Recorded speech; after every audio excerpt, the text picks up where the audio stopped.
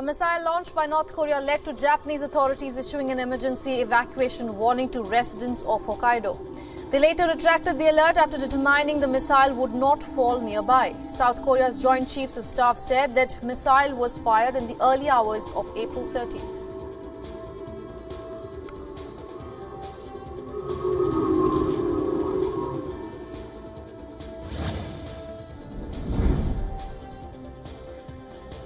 Trains were delayed in the region of Japan after a North Korean missile launch prompted rail operation Junior Hokkaido to pause traffic for security and safety checks on the network. Screens on the station concourse told waiting passengers that train traffic would resume once it was confirmed that the missile had not damaged the rail network. This came after Japan's J alert warning system mistakenly predicted that the missile would fall near the region. A government spokesperson said that the warning had been lifted after they found that there was no possibility of the missile landing nearby.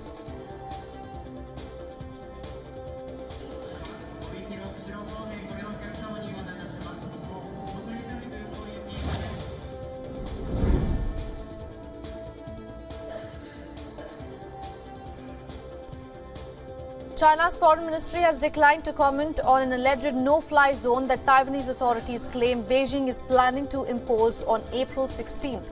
However, Taiwan's transport minister has stated that China's no-fly zone, which would be just northeast of Taiwan, will affect around 33 civilian flights. Beijing initially notified Taipei it would impose a no-fly zone from April 16th to April 18th, but this was later reduced to a period of just 27 minutes on Sunday morning after protests from Taiwan.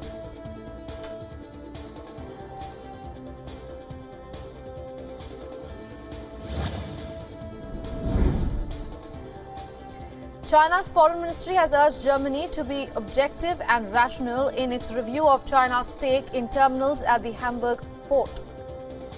A spokesperson for the German economy minister has said that Germany is reviewing its decision to allow China's COSCO to take a stake in one of logistics company's 3 terminals at Hamburg port.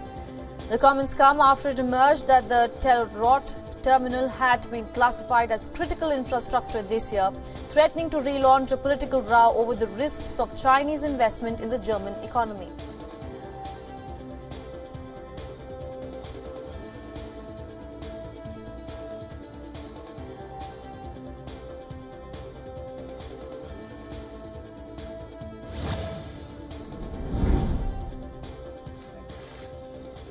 Russia's Foreign Minister Sergei Lavrov held talks with China's Foreign Minister Qin Gang in Uzbekistan on the sidelines of the annual ministerial conference of countries neighboring Afghanistan. Lavrov said at the beginning of the talks in Samarkand that Russia and China should intensify efforts in all areas of cooperation.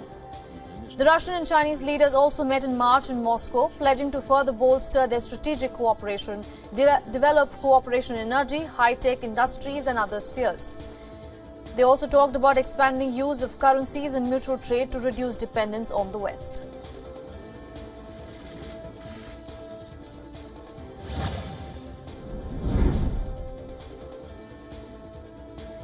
China's exports and imports have grown in the first quarter of 2023. This is as per China's General Administration of Customs. A spokesperson said that exports grew 8.4% in yuan terms from the previous year, while imports increased 0.2% during the same period.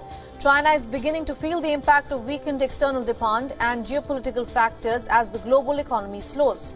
After strict pandemic controls last year caused one of the slowest economic rates in decades, China set a growth target of around 5% for GDP this year.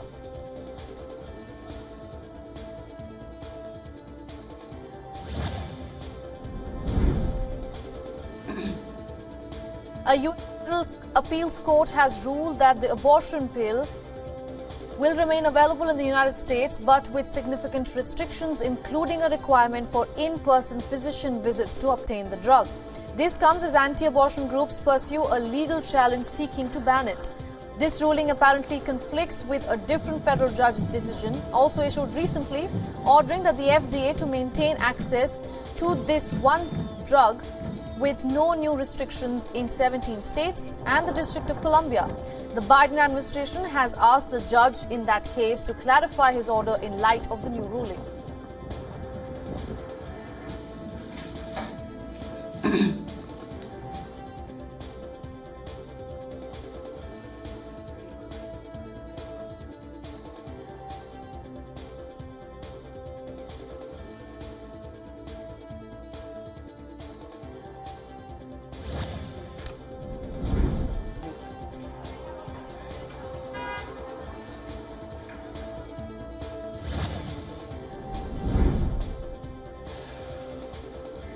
Philippine and US soldiers took part in an anti-tank live fire exercise in the Philippines' largest military base.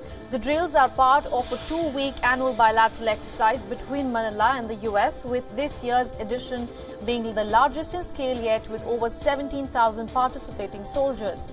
China's foreign ministry had criticized the joint exercises, saying that they must not interfere in South China Sea disputes, much less harm China's territorial sovereignty, maritime rights and interests and security.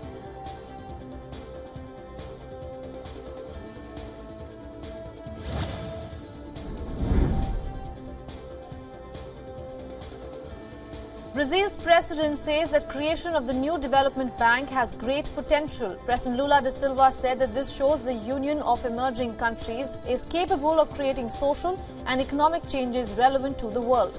Lula made these comments while speaking in Shanghai during his visit in China. The new development bank is the multilateral bank set up by Brazil, Russia, India, China and South Africa, collectively known as the Brics countries.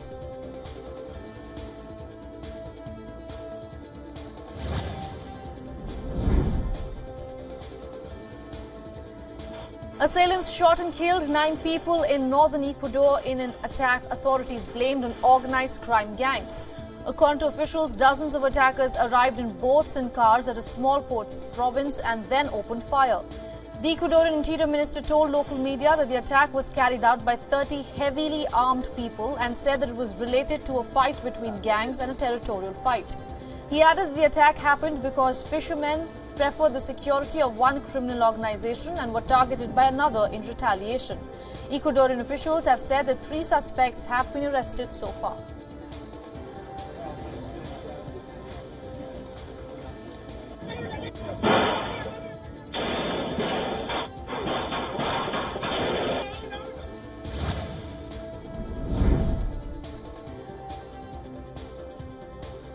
Two police officers were killed and 15 others injured after a bridge collapsed in central Colombia. Video released by the mayor of the nearby municipality shows wreckage of several vehicles that fell when the bridge collapsed. The authorities have ruled out a terrorist attack as the origin of the collapse and respective investigations are underway.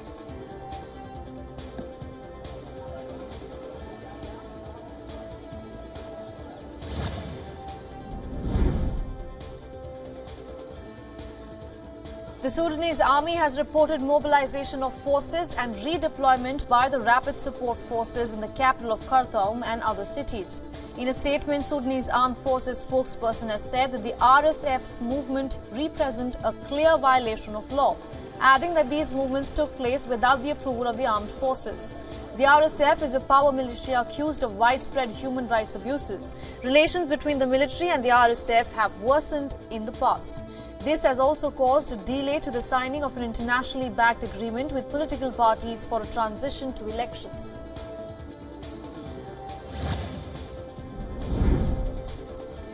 A severe tropical storm has lashed Australia's southwestern coast. Cyclone Ilsa reached Category 4 intensity over the Indian Ocean and is expected to be the first storm on that scale to cross the coast of Western Australia in a decade. Thousands living in the cyclone's path have evacuated in recent days.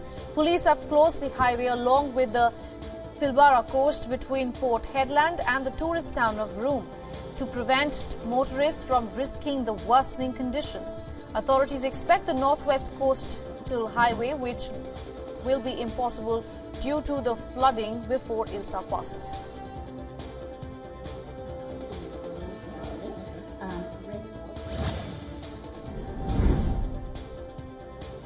A dam in Iraq overflowed due to heavy rainfall in the Kurdish region, which began on Monday.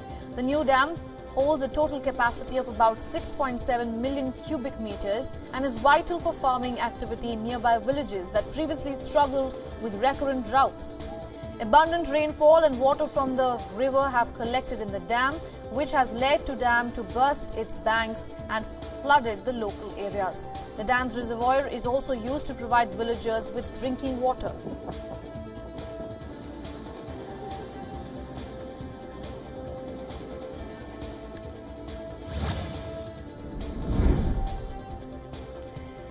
Massive sandstorms have battered Beijing even as a sandstorm obscured the skyline and covered the city in a layer of dust. Residents of Beijing continued with their daily activities. Beijing faces regular sandstorms in March and April due to its proximity to the massive Gobi Desert as well as deforestation and soil erosion throughout northern China.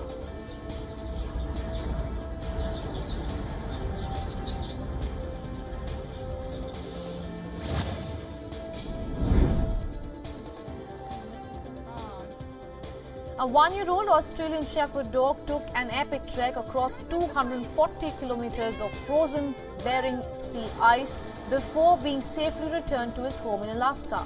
He had wandered off from an Alaskan island in the Bering Strait and showed up a month later in the Bering Sea coastal community of Wales on Alaska's western coast.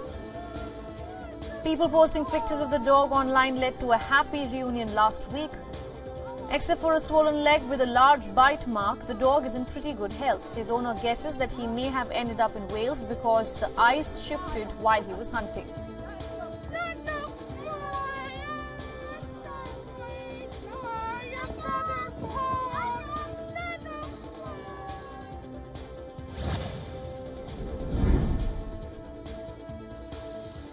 Britain's Royal Mint has unveiled celebratory coins to mark the coronation of King Charles next month. The new coins are a 50p coin and £5 coin.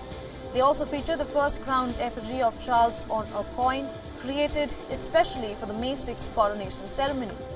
The new 50p coin is adorned with a depiction of Westminster Abbey created by Royal Mint designer Natasha Jenkins along with the King's cipher and the crown. The new £5 coin also features the crowned coinage portrait of Charles and a design of the Tudor crown by artist Timothy Nord. The new range will go on sale on April 24.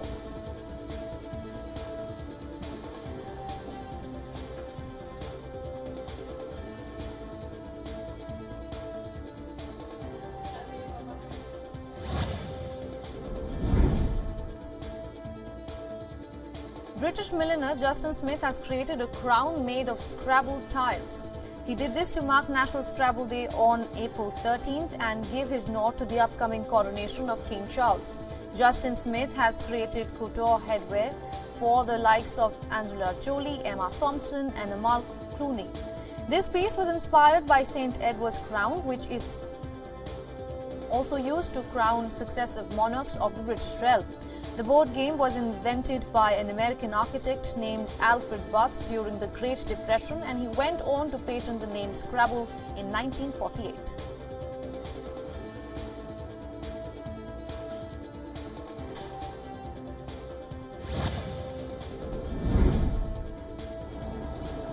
A team of judges is on the hunt for Japan's best fried chicken. The dish is a national obsession in Japan. Winners of the Fried Chicken Grand Prix can see their sales as much as triple if their chicken wins an award. This year, judges were appointed to replace a public vote after allegations of foul play by some of the competing pub, restaurants and chicken shops. The contest, now in its 14th year, hands out prizes in categories such as soy sauce, salt-based flavors and splits the awards between East and West Japan.